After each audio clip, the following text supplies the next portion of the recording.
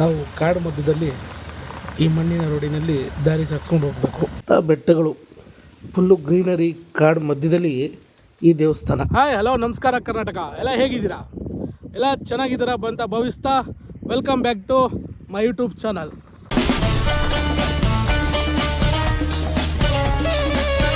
ನಾನು ಈ ದಿನ ಇದ್ದೀನಿ ಸಂಗುಮ ರೋಡಲ್ಲಿ. ನಿಮಗೆ ಗೊತ್ತಿರೋ ಥರ ನಿಮಗೆ ವೀಕೆಂಡ್ ಬಂತು ಅಂದರೆ ಸಂಗುಮ, ಮೇಕೆದಾಟ್ ಅಂತ ಹೋಗ್ತಾನೆ ಇರ್ತಾರೆ, ಓಡಾಡ್ತಾನೆ ಇರ್ತೀರ ಅಲ್ವಾ. ಇದ್ರ ಪಕ್ಕದಲ್ಲಿ ಒಂದು ಅರಣ್ಯದಲ್ಲಿ ಒಂದು ಟೆಂಪಲ್ ಇದೆ, ನೋಡಿದ್ದೀರಾ? ನೋಡಿದ್ರೆ ಒಳ್ಳೆಯದು, ನೋಡಿಲ್ಲ ಅಂದರೆ ಆ ಪ್ಲೇಸ್ಗೆ ಇವತ್ತು ನಿಮ್ಗೆ ಕರ್ಕೋಗ್ತಿದ್ದೀನಿ. ಬನ್ನಿ ಹೋಗೋಣ. ನಿಮಗೆ ಮುಂದೆ ಈ ದಾರಿಲಿ ಹೋದರೆ ಸಂಗುಮ ಆಗ್ತೀವಿ. ನಾವು ಅಲ್ಲಿಂದ ಲೆಫ್ಟಿಗೆ ತೊಗೊಂಡು ಮುಂದಕ್ಕೆ ಹೋದರೆ ನಮ್ಗೆ ಆಲೆ ಹೇಳೋದಿಲ್ಲ, ಅರಣ್ಯ ಮಧ್ಯದಲ್ಲಿರೋ ದೇವಸ್ಥಾನ ಅಂತ, ಅಲ್ಲಿಗೆ ಹೋಗ್ತೀವಿ. ಈಗ ಆ ದಾರಿಗೆ ಬಂದು ಆ ದಾರಿನ ಬಳಸ್ಕೊಂಡು ನಾವು ಮುಂದೆ ಸಾಗ್ತಾ ಇದ್ದೀವಿ. ಮುಂದೆ ನಿಮ್ಗೆ ಕಾಣಿಸ್ತಿರೋದೇ ಇದು ನಮ್ಮ ಅರ್ಕಾವತಿ ನದಿ. ಹೇಗಿದೆ ನೋಡಿ ಇದು.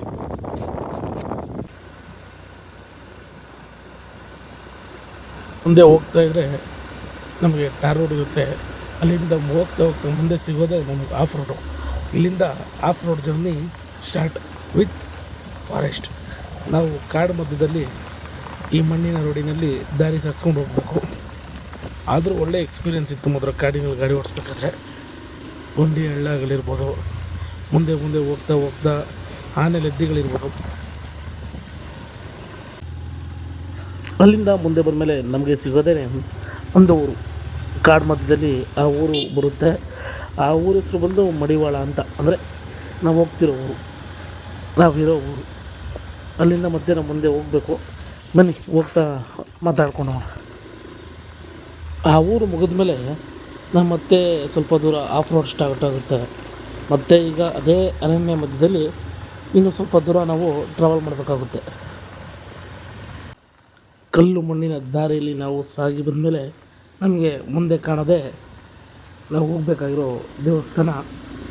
ಬನ್ನಿ ಮುಂದೆ ಹೇಗಿದೆ, ಈ ಕಾಡು ಮಧ್ಯದಲ್ಲಿ ಈ ದೇವಸ್ಥಾನ ಹೇಗಿದೆ, ಇದ್ರ ಸೊಬಗು ಆಗ್ಬೋದು, ಇದ್ರ ಚಂದ ಆಗ್ಬೋದು, ನಿಮ್ಗೆ ತೋರಿಸ್ತೀನಿ.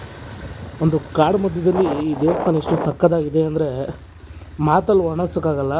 ನೀವು ಒಂದು ಸರಿ ಬಂದು ವಿಸಿಟ್ ಮಾಡಿದ್ರೆ ಇನ್ನೂ ಸಕ್ಕತ್ತಾಗಿರುತ್ತೆ. ಬನ್ನಿ ಮುಂದೆ ಹೋಗಿ ನಿಮ್ಗೆ ಇನ್ನೂ ತೋರಿಸ್ತೀನಿ ಹೇಗಿದೆ.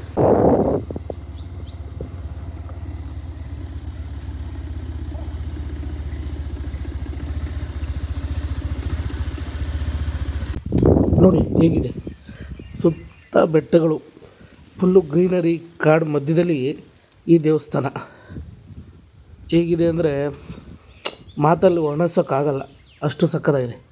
ಈಗ ನಾವು ಬಂದಿರೋ ದೇವಸ್ಥಾನ ಹೆಸರು ಶಿವಲಂಕಾರೇಶ್ವರ ಸ್ವಾಮಿ ಸನ್ನಿಧಿ, ಮಡಿವಾಳ.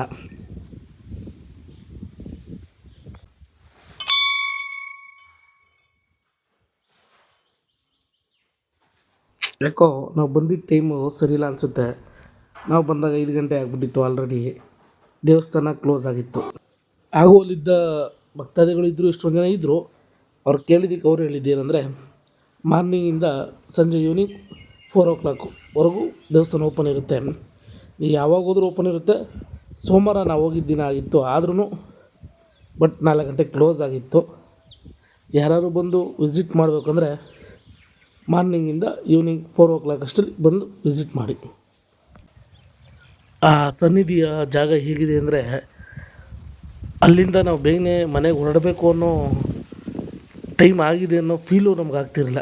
ಇನ್ನೂ ಸ್ವಲ್ಪ ಹೊತ್ತು ಅಲ್ಲೇ ಇರೋಣ, ಆ ತಣ್ಣನೆ ಗಾಳಿ, ಆ ವಾತಾವರಣದಲ್ಲಿ ಇರೋಣ ಅನಿಸ್ತಿತ್ತು. ಹಾಗೆ ಇಲ್ಲಿ ಭಕ್ತಾದಿಗಳಿಗೆ ನಿತ್ಯ ಅನ್ನದಾಸೋಹ ಕಾರ್ಯಕ್ರಮವೂ ಇರುತ್ತೆ.